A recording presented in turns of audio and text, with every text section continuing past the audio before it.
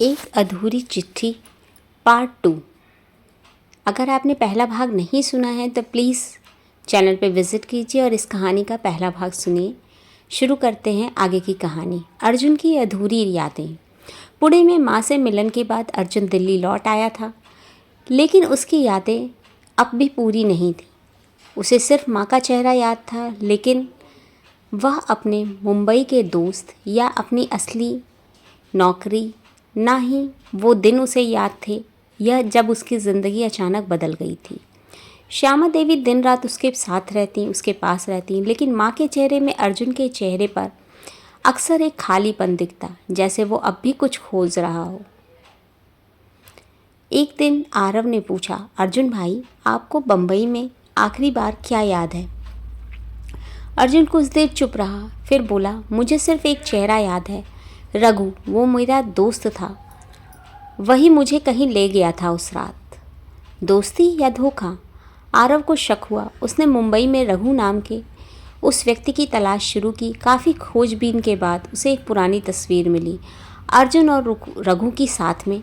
वे दोनों साथ में एक छोटी सी कंपनी में काम करते थे, लेकिन वहीं रघु अब एक बड़ी रियल एस्टेट कंपनी का डायरेक्टर था।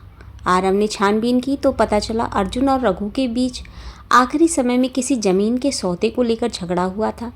अर्जुन उस ज़मीन का असली मालिक था, पर अचानक से गायब हो गया और रघु ने सब कागज़ अपने नाम करा लिए। आरव सब समझ गया। अर्जुन को किसी ने गायब नहीं किया था, बल्कि धोखे से हटाया गया था। सच का सामना। आरव ने अर्जुन को धीरे धीरे रघु की सच्चाई बताई।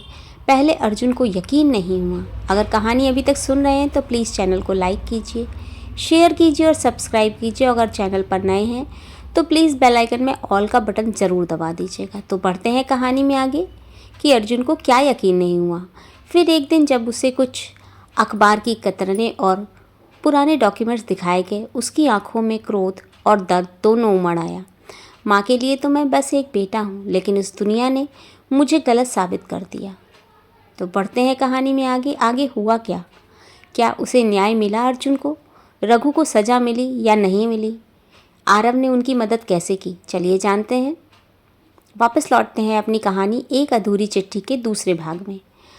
आरव ने एक वकील से मिलकर अर्जुन के पुराने डॉक्यूमेंट जुटाए। धीरे धीरे अर्जुन की मानसिक स्थिति भी बेहतर होने लगी। उसने रघु के खिलाफ केस दर्ज करवाया। कोर्ट में जब सबूत पेश हुए, रघु पहले तो मुस्कुराया, लेकिन जब अर्जुन को सामने देखा उसका चेहरा सफ़ेद पड़ गया। एक दिन जिस दोस्त को उसने धोखा दिया था, वो फिर से सामने खड़ा था, अपनी माँ के आशीर्वाद के साथ। जीत और माफ़ी। महीनों की लड़ाई के बाद कोर्ट ने फैसला सुनाया। अर्जुन को ज़मीन, संपत्ति और नाम भी वापस मिला, लेकिन अर्जुन ने प्रेस कॉन्फ्रेंस में कहा, मैं रघु को सज़ा नहीं दिलवाना चाहता, मैं सिर्फ अपनी पहचान चाहता था। माफ़ कर देना भी एक जीत होती है। रघु की आंखों में आंसू थे। मैंने बहुत बड़ा गुनाह किया, पर तू फिर भी जीत गया अर्जुन।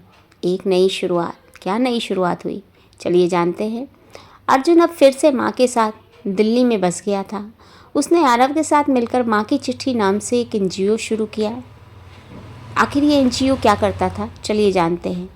ये एनजीओ करता था जो लापता लोगों को फिर से उनके अपनों से मिलवाता था। श्यामा देवी अब रोज स्टेशन नहीं जाती, क्योंकि अब उनका बेटा जो उनके पास है, और सैकड़ों बेटे बेटियों को भी वो रास्ता दिखा रही हैं। सो मोरल ऑफ द स्टोरी क्या है? चलिए जानते हैं। धोखा जिंदगी को रोक सकता है, पर माँ की दुआएं और सच्चाई उसे वापस जीना सिखा देती हैं। तो कैसी लगी आपको आज की कहानी? कहानी यहीं समाप्त होती है। अगर पसंद आई है तो कमेंट बॉक्स में अपने विचार ज़रूर लिखें, और साथ ही साथ अगर चैनल पर नए हैं तो चैनल को लाइक कीजिए, शेयर कीजिए और सब्सक्राइब कीजिए। कहानी सुनने के लिए आप सभी का धन्यवाद।